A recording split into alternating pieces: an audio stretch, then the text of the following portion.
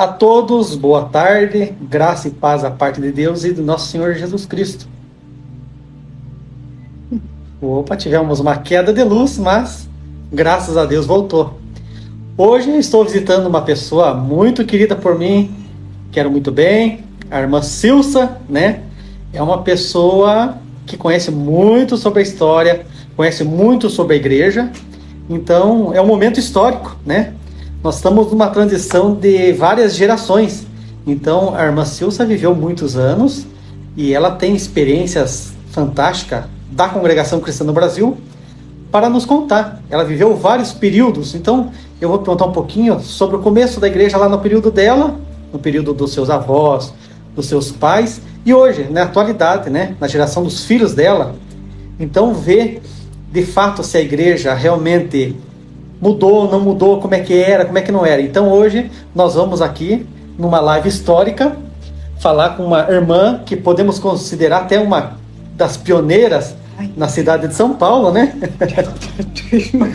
Bom, ela é muito acanhada, mas eu, como disse para ela, eu também estou envergonhada, aqui estamos passando vergonha junto, mas não é vergonha, né? É muito elogio, irmão. Não é vergonha, porque na verdade é nós realmente viver a história. Eu estou aqui do lado dela e estou muito emocionado, né? Porque vamos aprender um pouquinho da história. Na verdade, estamos com uma pessoa que faz parte da história, né? Irmã Silsa, o seu avô foi um dos primeiros cooperadores na Congregação Cristã do Brasil já na década de 30, né? Foi.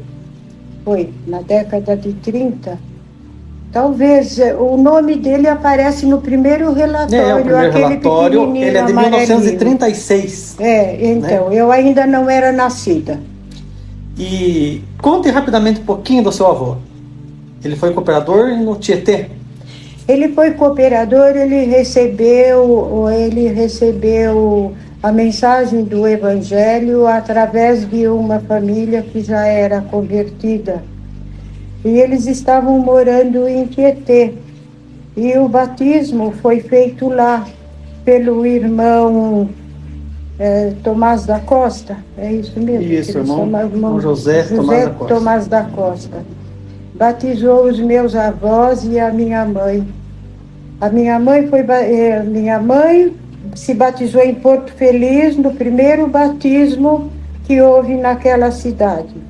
O meu pai foi batizado em Tietê pelo mesmo irmão, José Tomás da Costa, junto com seus pais, os seus avós e algumas das minhas tias. Foram 7 pessoas de uma família só que desceram as águas do batismo. Eles receberam o evangelho da boca do irmão Benjamin. Agora esqueci o nome dele.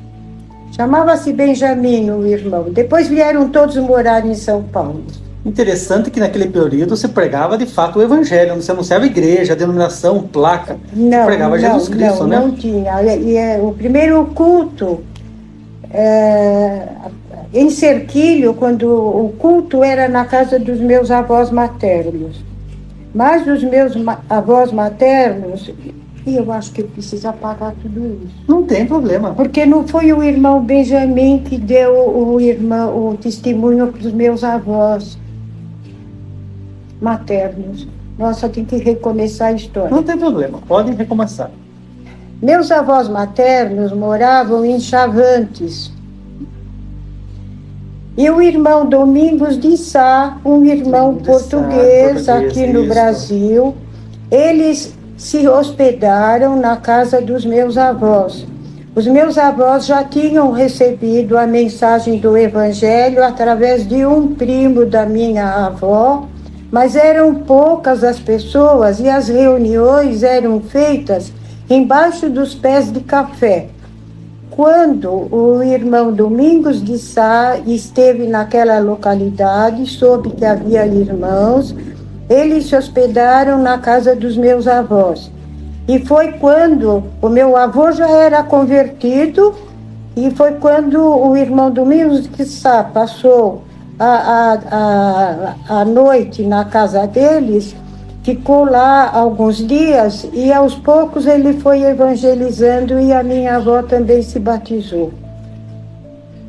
Domingos de Sá, um grande ancião de Portugal, né? Fundador da congregação em Portugal. Foi o fundador. Ele era um português imigrante aqui no Brasil e quando foi para Portugal anunciar o Evangelho prosperou. E essa conversão se deu na década de 30 ou foi anterior? Foi na década de 30, porque o meu pai tinha só 15 anos. Então, e o meu pai se casou aos 20. Então foi na década Então, meu pai nesse e minha período mãe. já era Congregação Cristã do Brasil, já não era mais Assembleia Cristã, né? Não, já não era mais Assembleia Cristã. Mas o seu sogro...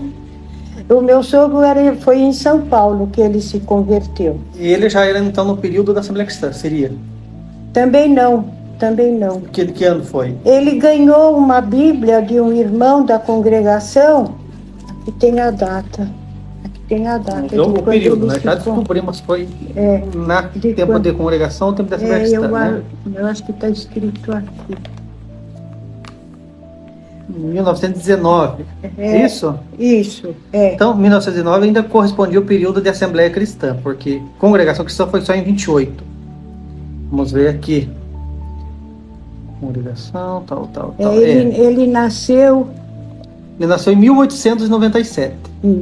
Né? E chegou ao Brasil em 1919. 19. E se batizou em 1923. Então é o período de Assembleia Cristã, porque só foi virar congregação em 1928. Então, aí foi oficializado, então, em 1928. Vamos ver aqui o inarinho que ele cantava, certo, né? Esse é o inário dele. Esse do meu avô. Do teu avô. Esse é do meu avô. Então vamos mostrar o inarinho do avô dela. O inário do avô dela. Ali, ó, Assembleia Cristã. É o inário do avô da irmã Silsa. Creio que seria a única publicação das igrejas chamadas protestantes, né? Uhum. Então tá aqui um inário que ele foi impresso lá nos Estados Unidos. Interessante que quem trouxe esse inário para o Brasil aqui, a irmã deve ter conhecimento, mas quem trazia esse inário dos Estados Unidos era o próprio irmão Franciscon. Então, por certo, esse inário aqui está na família e ganhado pelas mãos do próprio irmão Franciscon. Deve ser. Então, quase que certeza, né? É uma relíquia, vale ouro e não tem preço que pague. Não tem preço, principalmente porque era do meu avô. E daí temos aqui o inário de música também. Vamos ver como é que está no inário de música? Também, né? Assembleia Cristã, tá ali no inário. Esse aqui é o inário de música original de 1924. Você veja que a conversão do sogro foi em 23. Então estaria cantando nesse inário aqui, né? Inário de música, inário original. Então, aí nós temos lá o primeiro inário, que daí de fato Congregação Cristã do Brasil. Daí aqui certo. A igreja tinha mudado o nome, aqui já era congregação, já não era mais Assembleia Cristã. E é um inário de 1930. Tomar cuidado que é um inário bem antigo, né? Então vamos voltar um pouquinho para a história.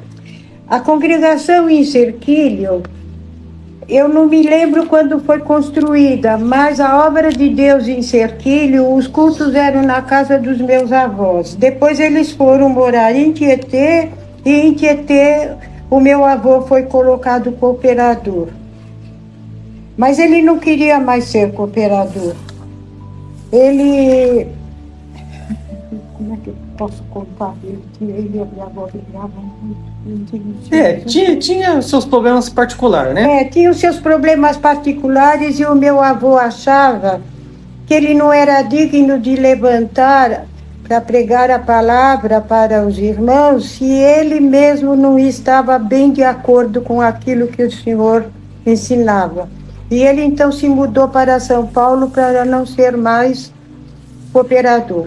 Foi um zelo da parte dele, muito bonito. Foi um zelo da parte dele, né? Ele nunca perdeu o culto, sempre as orações.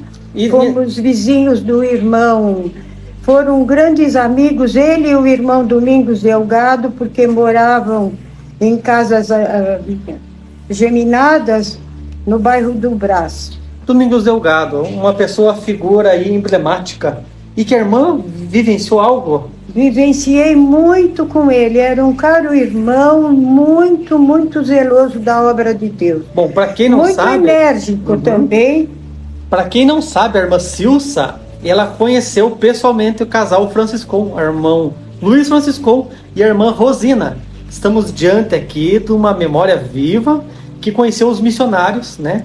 Conheci. Em 1947, o irmão Luiz Franciscon esteve no Brasil. Não sei se foi a primeira vez, pois foi a primeira vez que eu ouvi.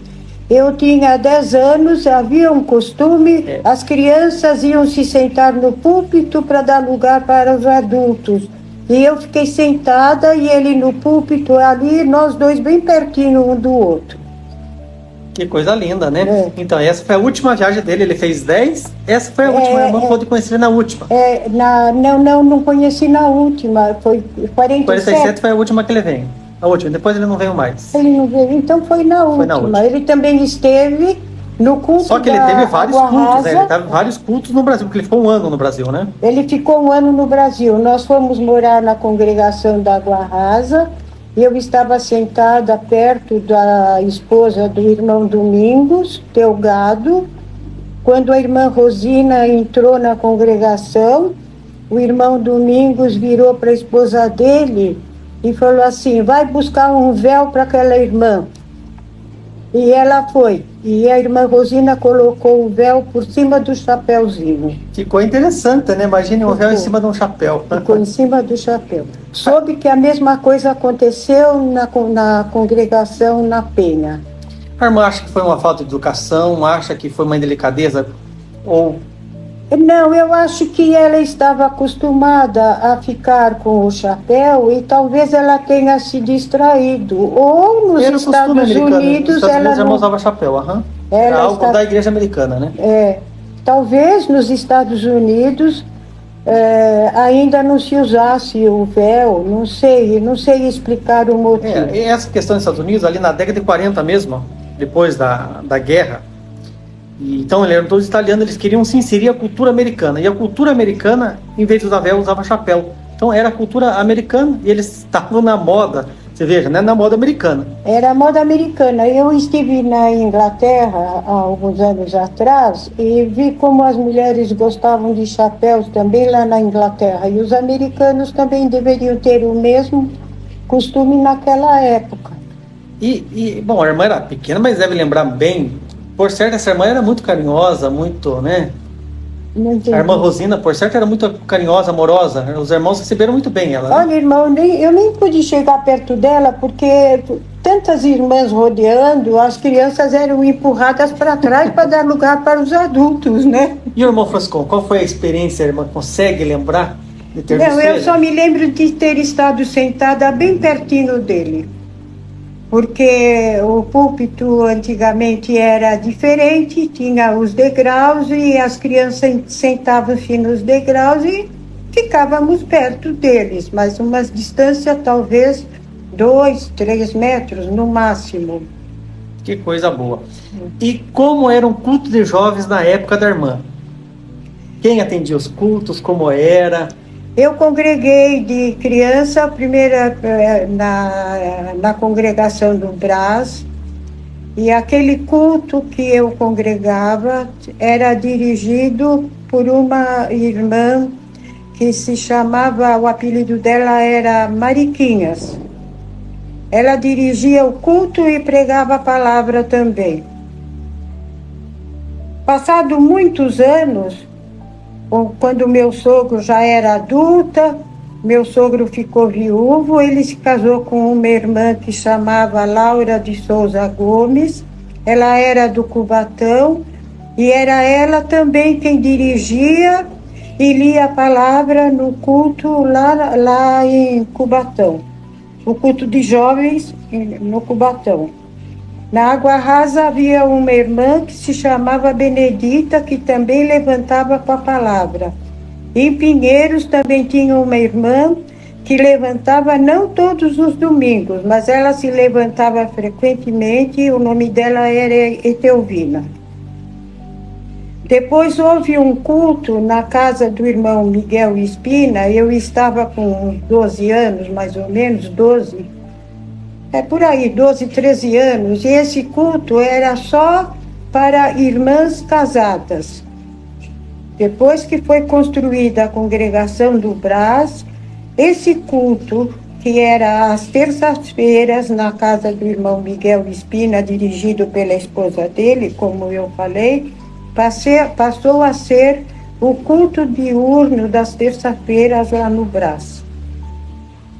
E como era a sensação de congregar na congregação antiga do Brás? Descreva.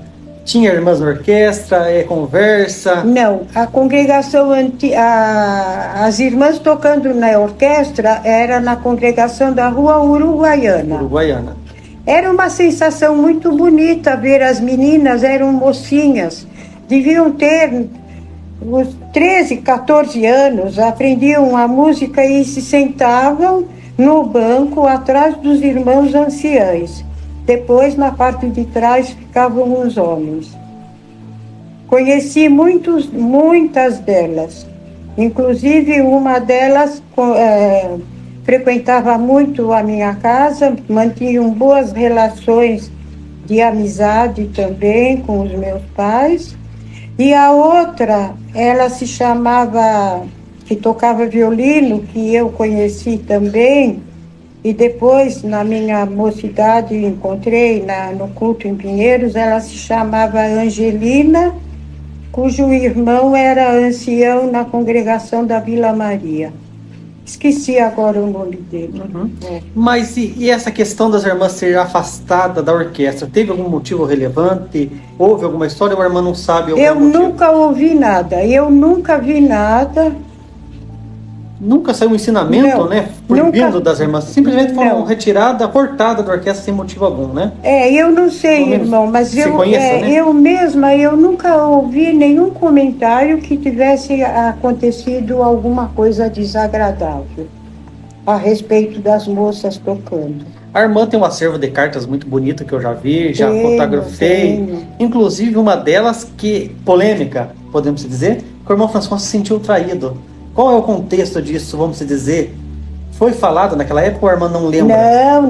Não foi falado nada, Acontece que o meu sogro recebeu uma circular e guardou, e quando veio a nova, ele continuou mantendo aquela antiga. Mas nunca houve comentário entre a Irmandade, porque eram poucas as pessoas que recebiam cópia das cartas que o irmão Luiz Francisco enviava. A irmã lembra da carta com detalhes, mais ou menos? Quais palavras o irmão Francisco usou para falar para o Ministério do Brasil? Pode falar, porque é história. Nós estamos falando mal, estamos falando um momento histórico, né? Vós me fizestes passar por mentiroso. Deixa eu ver se eu me lembro direitinho da frase antiga. Vós me fizestes passar por mentiroso quando eu disse que entre vós não havia diretoria, mas há. Pois é, eles enganaram, né? O erro não era ter a diretoria, mas o erro foi enganar, não contar para ele. Isso. Porque, de fato, a igreja precisava de ter uma organização, a igreja precisava ter chegado onde chegou, isso daí. Os irmãos do Brasil estavam certos nessa questão de organização, mas o erro estava em omitir a informação do irmão Francisco. Exatamente, né? Então esse foi o erro maior, a mentira, o engano, porque ele falava com orgulho, não, no Brasil não tem diretoria, não tem estatuto, não tem nada. Exatamente. E vocês têm, e me enganaram, e eu passei por mentiroso, porque eu falava que não tinha, e aí tem, né? E ele dá muitos conselhos nessa carta ali, pede para os irmãos voltar atrás, para os irmãos arrumar o estatuto, mas não aconteceu, né? Não aconteceu, foi emitida uma nova carta sem aquele parágrafo. Que triste, triste. Foi omitido o parágrafo. Bom, vamos falar de coisas boas. A igreja naquela época está como hoje? Qual preferia o período? A irmã preferia aquele período ou prefere a igreja da atualidade? Não estamos falando mal, momento histórico, coisa histórica. Não é para nós falar mal da igreja aqui, mas falar da história, da irmã que conviveu com os irmãos pioneiros, os irmãos do início da igreja, né? Como sempre, tudo tem um lado bom e um lado ruim. Lembro de coisas ruins, o preconceito contra negros era muito grande. Eu mesma, ao ouvir pronunciar, eu já era moça, já estava com 18 anos, quando eu ouvi um irmão pregando a palavra, dizendo: negro não casa com branca e branco não casa com negra. Isso dói no coração da gente, porque somos todos iguais debaixo da pele, debaixo da cor da pele. Somos todos bonito, iguais. Né? Coisa muito linda. Outra coisa que também era muito desagradável quando era criança, ouvir ensinamentos que as irmãs não deveriam manter contato com as vizinhas que não fossem irmãs da congregação. Praticamente era proibido. Mas a minha mãe nunca obedeceu esse mandamento. Minha mãe se mantinha muito boa amizade com uma vizinha quando nós morávamos lá na Moca. E meu pai também. Nunca houve discussão entre a família, porque uns haviam se convertido e outros não. Meu pai nos ensinou a respeitar. Cada um tem a sua opinião, temos que conviver em paz. Agora vou falar o que eu penso. Nada nos impede de caminhar lado a lado com outra pessoa, desde que ela também creia em Deus. Podemos pegar uma rua e descer na avenida, podemos pegar a outra rua do outro lado e também ela sai na avenida. Podemos muito bem ter um bom relacionamento, opinião minha, podemos muito bem ter um bom relacionamento com as pessoas que não são da Congregação Cristã do Brasil, se elas estão glorificando a Deus e Jesus Cristo do modo deles, da maneira deles. Quanto à questão da Virgem Maria, isso é uma questão pessoal de cada um. Ela deve ser honrada como era a mãe. Agora, se os outros a glorificam, é porque eles têm esse prazer e não nos é lícito tirar deles esse prazer. Se tiver que ser tirado, Deus se encarrega disso. A educação, ela, né, vale muito. Tem que ganhar as pessoas no amor, não é na ignorância, não jogando pela abaixo, né? Exatamente. Que adianta sair pregando a palavra, batendo no peito, se passar perto do vizinho que está doente e não pergunta para ele, o senhor está melhor hoje? O senhor precisa de alguma coisa? O testemunho, mais do que as palavras, é dado pelo nosso comportamento. Interessante. E a irmã chegou a presenciar também as escolas dominicais que havia na congregação, ou a irmã já não era desse período mais? Não, eu não era mais desse período, eu já estava casada. Eu mesma fui colocada como auxiliar de jovens, com liberdade para levantar e pregar a palavra, mas eu nunca fiz. Eu nunca aceitei. O irmão dizia, precisa pedir para o senhor dar a palavra para a irmã. Eu não quero que Deus me dê a palavra porque eu não sou casada, eu não tenho marido e não tenho filhos. Eu não tenho experiência de vida suficiente para subir ao púlpito e dar conselhos para os outros que são da minha idade ou mais novos. Que interessante, né? Era muito comum, então, ver as irmãs pregando no culto, atendendo o culto entre as irmãs? Ou não? Não era muito comum, mas eu conheci 3.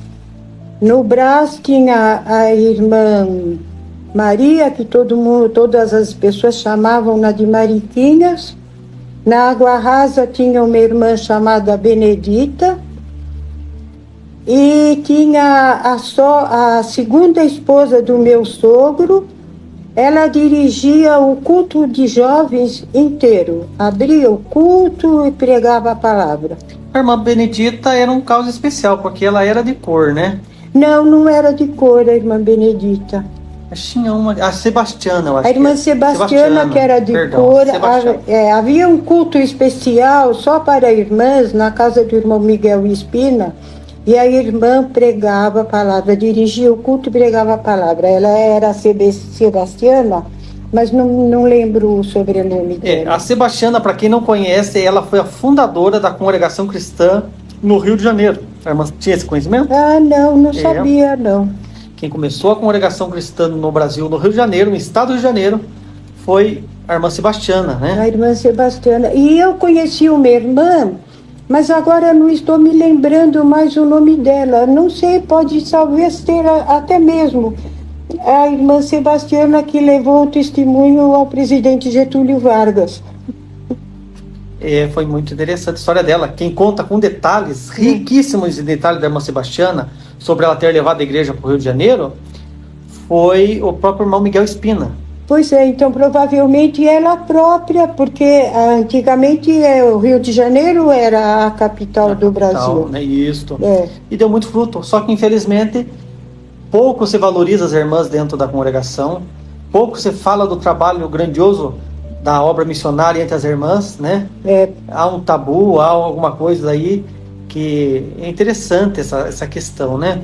Mas há tabu relativo, desculpa. Pode dizer, irmã, pode dizer. Há um tabu relativo àquele capítulo lá que está escrito na Bíblia, que Deus é a cabeça do homem e o homem é a cabeça da mulher. Eu não concordo, mas era assim que se falava antigamente. Na verdade, infelizmente é assim mesmo. Agora vou acrescentar o que meu pai dizia. Pode dizer. Meu pai dizia assim: o homem é a cabeça da mulher, a mulher tem o pescoço, a cabeça da mulher vai aonde vai a cabeça da... Oi, irmão. Mas a irmã já lembra. A irmã é bem novinha ainda. Quantos anos a irmã tem ou a irmã não gosta de falar a idade? Não, gosto. Eu tenho 86 anos, mas de vez em quando eu tenho uns lapsos de tempo. Eu fico às vezes emocionada quando eu começo a contar alguma coisa daquele tempo, porque eu tive uma família muito, muito grande. Então eu fico emocionada e aí eu acabo esquecendo o que eu ia falar. 86 anos e de batizada quantos anos? Eu acho que 74. Eu tinha 14 anos para 86. Praticamente a irmã nasceu já na igreja, Já, eu sou da 4ª geração de fiéis. Então a família da irmã vem da transição de Assembleia Cristã para Congregação Cristã. Exato. Eles estão desde o princípio. Podemos sim considerar que a irmã como pioneira, né? Eu não fui a pioneira, outros irmãos foram. A irmã enxergou o crescimento, porque daquele tempo, podemos dizer, era pouquinhas igrejas, dava para contar nos dedos da Irmandade. Dava para contar nos dedos. Hoje não tem como fazer essa conta, né? O batismo, quando houve em Porto Feliz, o primeiro batismo, a minha mãe se batizou lá. E o meu pai batizou em Tietê. 7 pessoas da mesma família se batizaram ao mesmo tempo. Meus bisavós e avós, o meu pai e minhas tias. Que coisa linda. E o sogro da irmã, o que ele vinha a ser na congregação? O meu sogro foi encarregado de orquestra na congregação da Água Rasa. Ele veio para o Brasil, era solteiro, conheceu a minha sogra, que também era portuguesa, casaram-se aqui no Brasil, começaram a congregar numa salinha de oração e depois foi construída a congregação da Água Rasa. Como meu sogro já era músico em Portugal, ele foi colocado como regente da orquestra. Que coisa bonita. E o seu esposo, qual era o papel dele na congregação? O meu esposo também foi encarregado regional. Ele era criança, não gostava muito de congregar, congregava obrigado. Porque o meu sogro e a minha sogra faziam questão que os filhos fossem à congregação junto.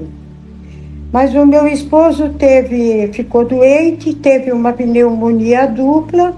O falecido irmão Triante Berni passou pela casa do meu sogro, viu o meu sogro no portão e perguntou assim: Posso falar? Eu gosto de falar, conversar. Pode contar. Irmão Manuel, como estão as coisas na tua casa? Muito mal, o meu Moisés está doente. Então vamos lá ver esse menino. O irmão Triante Berni era um carroceiro. Ele desceu da carroça, pegou a rédea, amarrou no poste, entrou na casa, ungiu o meu esposo. No outro dia, meu esposo se levantou. Quando o meu sogro chegou para almoçar, ele estava sentado na mesa junto e ele falou assim para o meu esposo: meu filho, ele foi ungido pelo irmão Triante. Então, no outro dia, o meu sogro perguntou para ele: meu filho, tens conhecimento daquilo que recebestes? O meu esposo contava sempre que sentiu uma emoção muito grande foi o momento que ele se converteu, ele foi aprender música.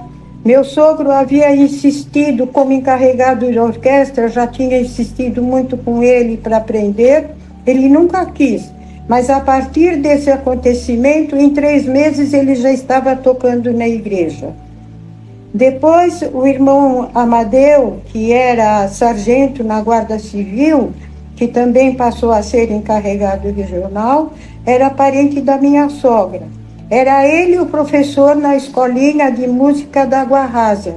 E eles tocavam juntos, o irmão Amadeu e o meu esposo.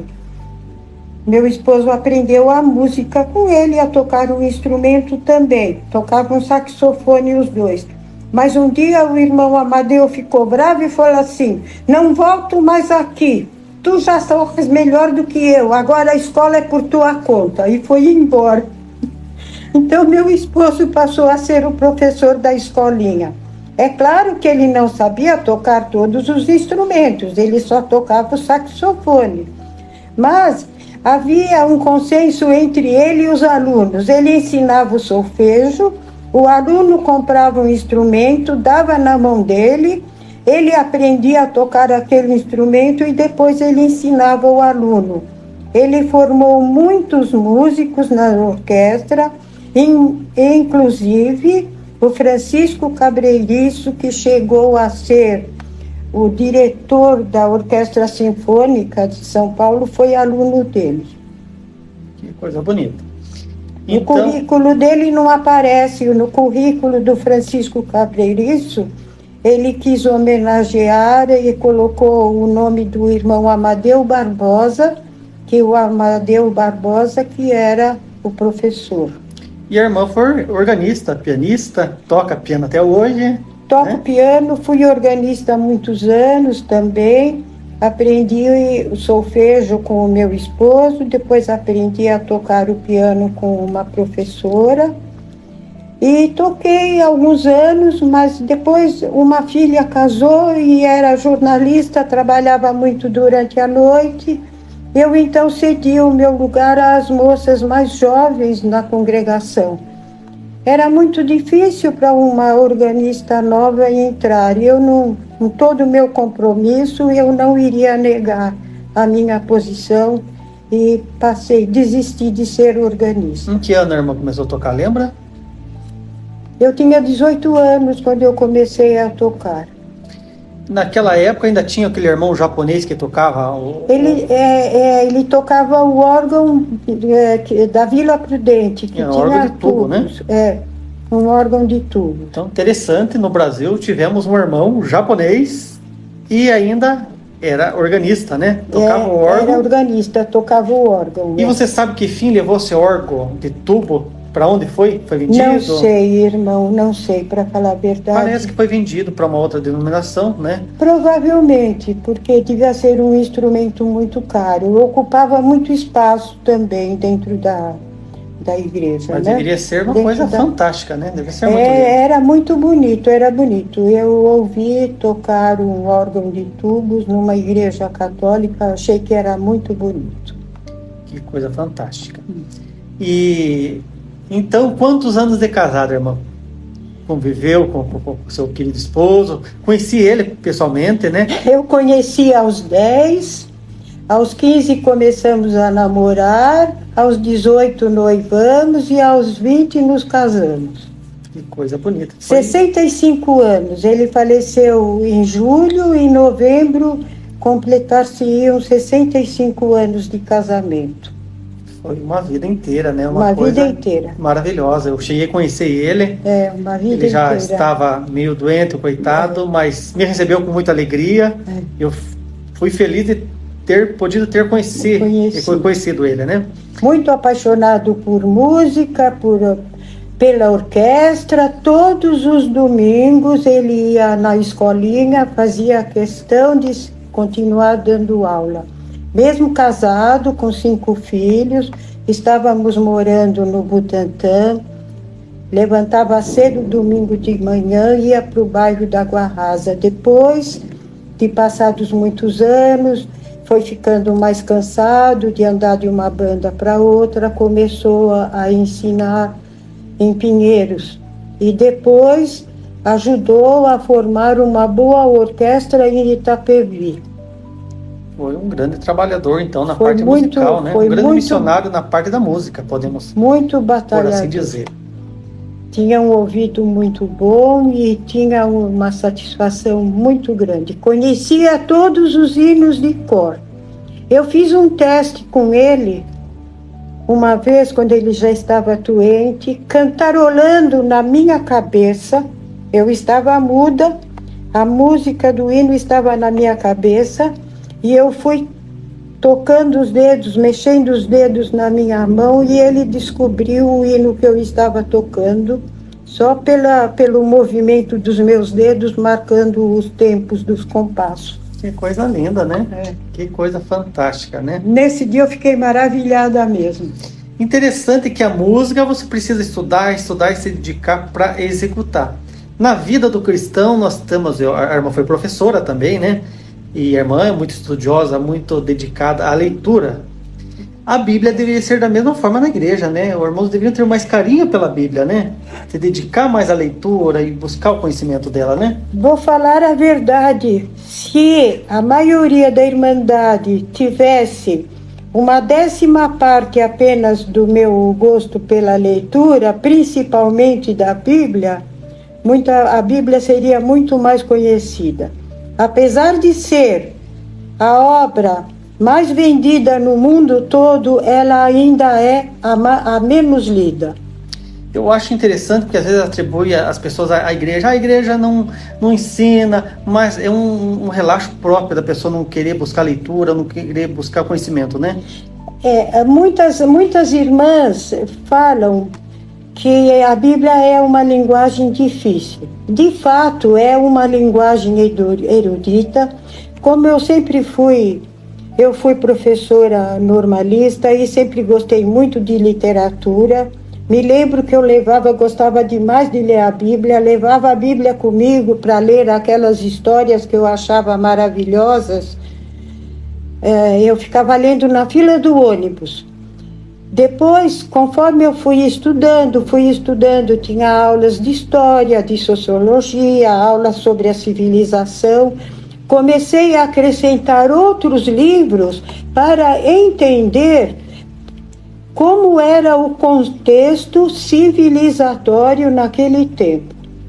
Então, nós podemos ler a Bíblia, mas não podemos interpretá-la ao pé da letra.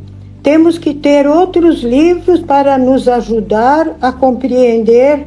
Era o livro que eu levava para ler enquanto eu ficava na fila do ônibus. E quando as pessoas vêm e falam que é uma linguagem difícil, há transcrições numa linguagem mais facilitada, mais atual, para quem queira ler. A congregação distribuiu alguns volumes destes livros, destas novas edições, mas eles não escolheram pessoas que tinham um conhecimento maior da língua portuguesa. Agora, os irmãos imaginem, pegar uma Bíblia com uma linguagem nova, atualizada, e a Bíblia de origem, que é essa que é a tradução do Ferreira de Almeida. Fica difícil ler toda aquela versão e, ao mesmo tempo, ir lendo a versão nova. Eu tenho lido a Bíblia de Jerusalém, tem uma outra editora que também publicou. O contexto é o mesmo. O que está escrito é a mesma coisa, só que está escrito numa linguagem atualizada. Não é uma linguagem erudita como essa versão que é adotada pela congregação. Então, quero agradecer. Agradeço muito a atenção dispensada. Se quiserem me fazer alguma pergunta, depois podem falar com o irmão Itamar, que muito gentilmente veio aqui. Fiquei muito contente, estou me sentindo lisonjeada, mas estou começando a ficar com remorso, porque ter vaidade é pecado, a gente não pode ter vaidade. Trouxe aqui um presentinho, porque ela me ajudou na elaboração do livro, né? Em alguns alguns comentários que ela fez, eu acabei colocando no livro. Está aqui uma das fontes do livro também, né? Tenho que agradecer ela como fonte. E estamos aqui hoje para fazer essa entrevista. Quero agradecer a todos os irmãos aqui. Pois é, tá vendo como ele deixa meu ego inflacionado? Eu sou muito agradecida à oportunidade de poder exprimir minhas ideias. Eu já fui chamada de revolucionária. Será que a irmã... Agradeço a atenção dispensada às minhas palavras. Será que a irmã conseguiria tocar um hino no piano para nós? Ah, isso já é difícil. Eu fico emocionada e eu erro tudo. Então tá bom. Então fica para uma Mas outra prometo oportunidade. estudar. Prometo estudar. Bom, a todos uma boa tarde. Fique com Deus e que nosso Senhor Jesus Cristo também, a sua paz gloriosa, reine em vossos corações. Deus abençoe a todos. Estejam todos com a paz de Deus. Amém.